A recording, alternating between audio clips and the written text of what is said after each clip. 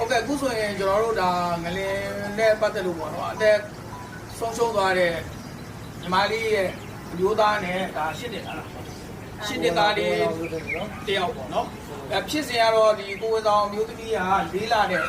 ဟိုငလင်လောက်တော့ကြတော့ဒီကျောင်းထဲကိုပြေးရှောင်တယ်ပေါ့ဗျာပြေးရှောင်တဲ့အချိန်မှာ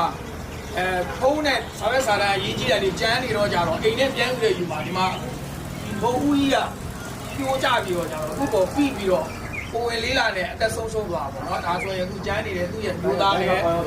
ရောက်အိုက်ဆိုရင်ပေါင်းကြည့်ဒီကိုဝင်ပြက်ကြသွားပြီးပေါင်းထိရောက်သွားတယ်ဗျာဒါသူ့ရဲ့အမျိုးသားပေါ့သူ့ရဲ့မျိုးသားနဲ့ဒါရှစ်နှစ်သားလေးကျန်းနေတာပေါ့နော်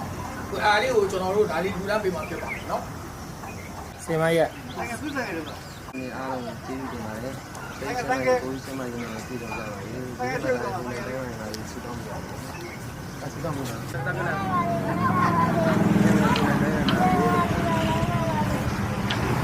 ခံလာတော့ဟိုအရင်တော့ပါမီတာကတော့အခုဒီ2ယောက်တည်းပြန်ခဲ့တော့ကားခံနေရာလေးနဲ့နေရာလေးဒီသားလေးပါပါဒါသူကအဲ့ဒီလေးကားလို့နေတာဟုတ်အားကြီးရတယ်ခုတော့လူရောပါအောင်ဆုံးဆုံးပါတော့ခံရပါတယ်ကလေးရောညနေအလုပ်ပြန်လာပြီဆိုတော့သူရှိတယ်ပဲဆို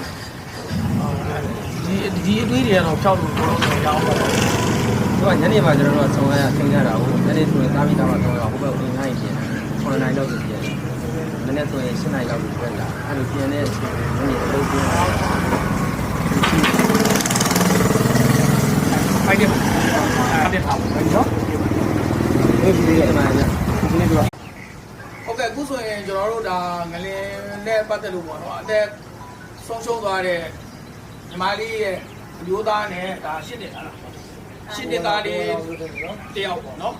ဖြစ်စဉ်ကတော့ဒီကိုယ်ဆောင်မျိုးသမီးကလေးလာတဲ့ဟိုငလင်လောက်တော့ကြတော့ဒီကျောင်းထဲကိုပြေးရှောင်တယ်ပေါ့ဗျာပြေးရှောင်တဲ့အချိန်မှာဖုန်းနဲ့ဆောက်ရစာတန်းအရေးကြီးတယ်လေကျန်းနေတော့ကြတော့အိမ်နဲ့ပြန်ယူတဲ့ယူမှာဒီမှာဘုံဦးကြီးကပြိုးကြပြီးတော့ကြတော့အခုပေါ်ပြီးပြီးတော့ကိုဝင်လေးလာနဲ့အသက်ဆုံးရှုံးသွားပါတော့ဒါဆိုရင်အခုကျန်းနေတဲ့သူ့ရဲ့မျိုးသားလည်းအိုက်ကပေါင်းရောက်အိုက်ဆိုရင်ပေါင်းကြည့်ဒီကိုဝင်ပြက်ကြသွားပြီးပေါင်းထိရောက်သွားတယ်ဗျာဒါသူ့ရဲ့အမျိုးသားပေါ့သူ့ရဲ့မျိုးသားနဲ့ဒါရှစ်နှစ်သားလေးကျန်းနေတာပေါ့နော်ကိုအားလေးကိုကျွန်တော်တို့ဒါလေးလူလမ်းပေးမှဖြစ်ပါမယ်နော်စင်မရက်ဒီအားလုံးကျေးဇူးတင်ပါတယ်။တကယ်ကိုစမရင်းနဲ့ပြည်တော်ကြပါရေ။ဒီကနေ့ကိုလည်းပြောရတာစီတောင်းပြပါတယ်။အစီတောင်းမှာစက်တက်ကလည်း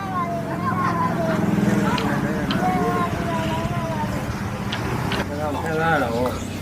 အရင်တော့ပါမီတာကတော့အခုဒီ2ယောက်တည်းပြန်